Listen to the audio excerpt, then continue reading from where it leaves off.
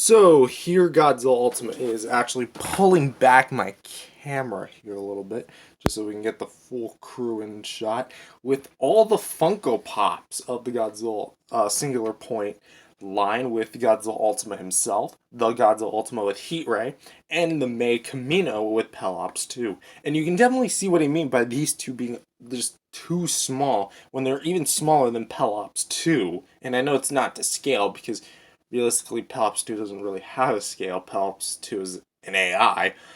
But I also feel as if he had the wash that the Funko Pops had, because they have a really nice kind of like gray on gray wash, and it looks really great, then this thing would be like the killer. And here he is with some of the other SH Monsters figures I own, with the only other two SH Monsters of Godzilla himself that I own, with the GMK 2001 and the Godzilla vs. Kong Godzilla, which I no longer can call him the 2021 Godzilla because, technically speaking, he released in 2021, so therefore they're both the 2021 Godzillas. And with the resemblance of Shin, obviously within the design, here he is compared to two Shin Godzilla figures with the movie Monster series and the bootleg NECA. And just by sheer length, like, not even the movie Monster series has him be, like, just taking NECA out of the shot. You can outright see just, huh.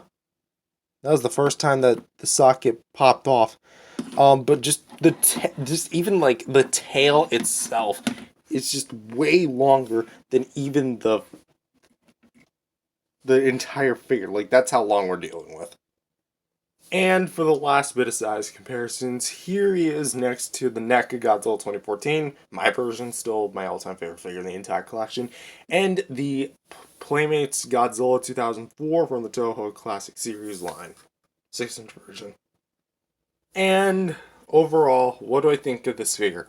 To round out the review, I think that this figure is super sweet and really solid. I honestly think that there are some issues, for example, the lack of like any coloring on the figure, which could have made this figure like 10 times better. I definitely think the tail was maybe a bit too long. It was long in the show, but not like overly long, as like proportionally to his body. And I also think that this guy should have come with an atomic breath part because it literally comes with the mouth to accommodate one. And yet they didn't even bother giving us one. Maybe we'll get like a Spitfire edition somewhere down the pipeline, but I really don't see that happening for a little bit. I say that and then the next day it's revealed.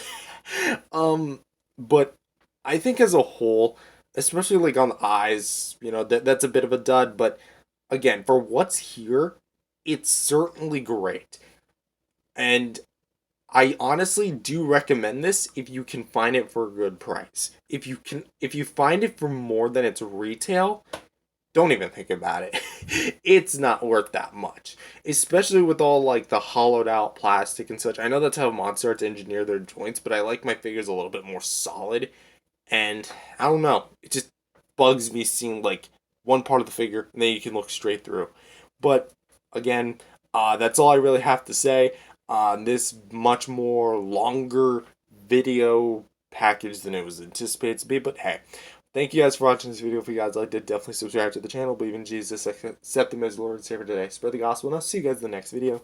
Peace out, everyone. God bless.